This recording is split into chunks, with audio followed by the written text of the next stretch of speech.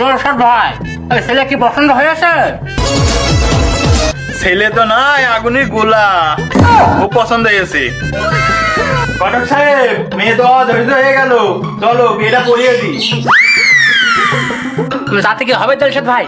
হ্যাঁ হ্যাঁ, না তাহলে দাঁড়াও, এই ওঠো, তোমরা ওঠো বাবু। ওরে বাবা রে, এ মেয়ের শিপ লাগ। বিল্ডিং দেখে মনে আসছে মেয়ে ভদ্র ঘরের মেয়ে, যে করে হোক এই মেয়ে বের করে নিয়ে যেতেই হবে। মাসুদুল, কিছু বললা নাকি? না না না, আমি কিছু বলিনি, তাড়াতাড়ি বিয়েটা পড়াতে। চলো তাহলে।